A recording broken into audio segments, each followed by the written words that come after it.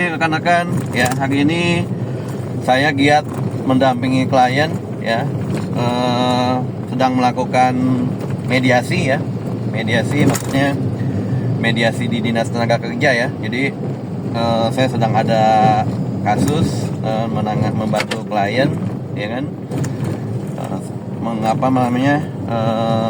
sedang melakukan bipartit sudah, ya, karena biasanya kalau kita mau menempuh langkah hukum, ya, misalnya karyawan gitu, ya, karyawan yang istilahnya mungkin di PHK sepihak gitu, ya, sama pihak perusahaan, lalu perusahaan ini dapat melakukan langkah hukum, ya. Langkah hukumnya sesuai dengan hukum ketenaga kerjaan, ya, kita bisa melakukan yang namanya pertama kali adalah bipartit, ya. Setelah 300 meter, bipartit, ke Jalan Raden kalau Kasman. bipartit gagal atau istilahnya deadlock, ya, menemukan jalan buntu, maka langkah selanjutnya kita bisa melakukan yang namanya tripartit, ya. Tripartit itu kita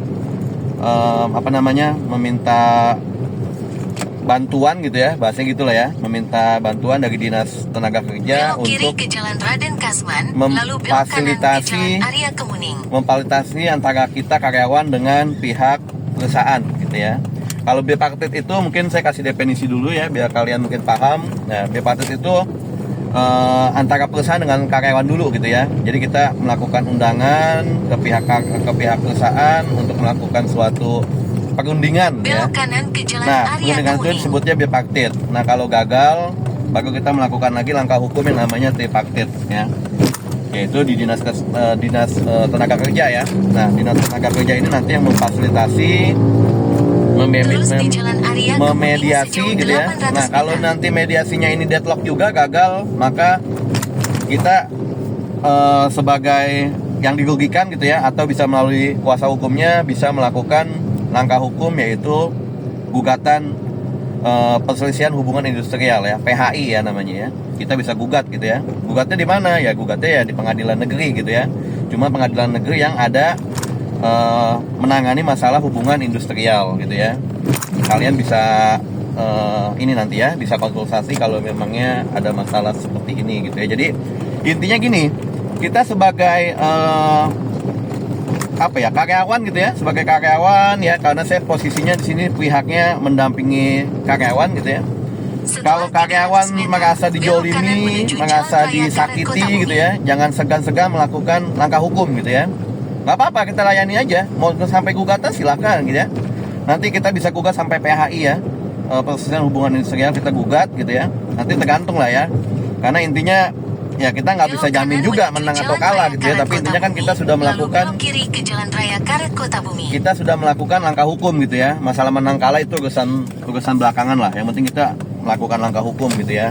Cuma di sini poinnya kita melakukan gugatan pun tidak ada ruginya gitu, ya. Karena kalau kita lihat, ya, di PHI ini nanti, ya, itu tidak ada biaya panjang, ya. Tidak ada biaya panjang, beda seperti kasus-kasus yang umumnya gitu, ya. Karena PHI ini termasuk khusus gitu, ya. Nah, dia ada nilai panja kalau misalnya nilai sengketanya itu di atas 100 juta gitu, ya. Tapi kalau bisa di bawah 100 juta nggak ada, ya, nggak ada biaya panjang. Mediasi juga di Dinas Tenaga Kerja juga free, gratis gitu, ya, tidak dipungut biaya gitu, ya. Jadi saran saya sangat ini, ya, sangat worth it gitu, ya. Kalau misalnya kalian merasa dijolimi, baik itu sebagai pihak karyawan atau istilahnya pihak yang merasa dijolimi, bisa gugat gitu, ya. Jadi jangan takut menggugat gitu, ya. Ya, jadi banyaklah menggugat, karena menggugat itu tidak ada ruginya gitu, ya. Ya kan? Apalagi ini kan tidak ada biaya yang dikeluarkan gitu, ya. Mungkin itu, ya. Jadi biar kalian yang merasa istilahnya selama ini mungkin ada yang di PHK sepihak atau mungkin hak-haknya merasa diabaikan oleh perusahaan, ya, kita lakukan langkah hukum gitu, ya. Jadi kita kasih paham juga ke pihak perusahaan bahwa ternyata mereka pun tidak bisa semena-mena gitu, ya. Sama lah, ya.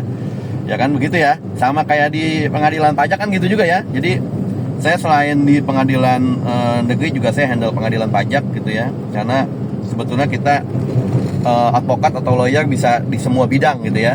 Yang penting kita ada legal standingnya gitu, ya.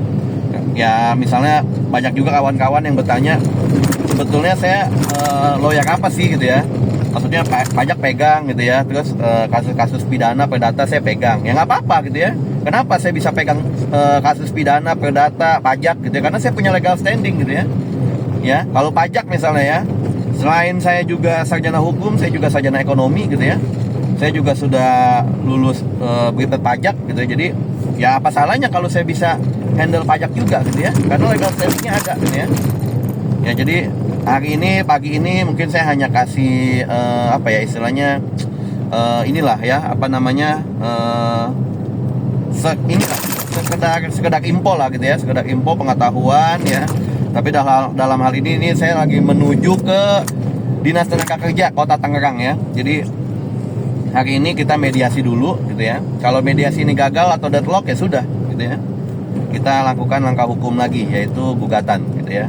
Jadi jangan takut menggugat, banyak-banyaklah menggugat, karena kalau banyak menggugat nanti banyak juga ilmu yang didapat gitu ya.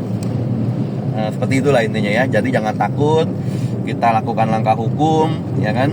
Kalau nanti kita gugat istilahnya gugatan PHI-nya ini tidak dilaksanakan dengan itikat baik oleh perusahaan, kita bisa lakukan langkah hukum lagi, pengaduan laporan ke polisian ya. Kita laporin ke polisi gitu ya. Karena itu ada aturannya gitu ya. Kalau sudah ada putusan dari pengadilan, lalu perusahaan tidak ada itikat baik, tidak melakukan putusan pengadilan, kita bisa lakukan langkah hukum yaitu pidana ya. Kita bisa lakukan langkah hukum pidana, kita buat laporan polisi ya. Mungkin itu aja sekedar info gitu ya. Jadi sekali lagi saya menekankan, jangan takut melakukan langkah hukum, baik itu gugatan ya kan secara perdata atau langkah hukum secara pidana gitu ya. Jangan takut gitu ya, kita lakukan aja nggak apa-apa gitu ya. Jadi nggak ada ruginya juga kita lakukan langkah hukum ya kan. Kalau menang ya sudah, kalau kalah ya sudah, karena nggak ada biaya gitu ya. Intinya ya kalau kita lakukan sendiri tidak ada biaya, tapi kan kalau kalian pakai kuasa hukum ya ada biaya. Cuma kan masih worth it lah gitu ya, masih worth it lah gitu ya, masih worth it ya. Mungkin itu aja ya. Nanti teman-teman atau kawan-kawan yang lain mau konsultasi dan sebagainya, silahkan hubungi nanti nomor di bawah ini ya. Nanti kita bisa konsultasi, bisa hukum ketenaga kerjaan, hukum pidana gitu ya, hukum perdata ya, pajak juga silakan gitu ya. Jadi silakan aja gitu ya. Karena yang tadi ya, kita ada legal standing jadi bisa handle gitu ya. Kecuali kita nggak punya legal standing, baru nggak bisa kita handle gitu ya. Atau cacat nanti ya, karena kan kita nggak punya legal standing gitu ya. Kalau kita punya legal standing bisa pegang gitu ya, silakan aja gitu ya, ya kan? Nah ini sekalian saya menjawab kawan-kawan yang mungkin juga banyak yang nanya gitu ya. Sebetulnya saya ini apa ya istilahnya, kerjaannya apa sih gitu ya, lawyer apa sih gitu ya. Ya kita bisa lah ya, selagi ada legal standing bisa ya. Mau itu pidana, perdata, ya kan, pajak gitu ya. Karena pajak pun yang tadi saya bilang ya, saya punya legal standing.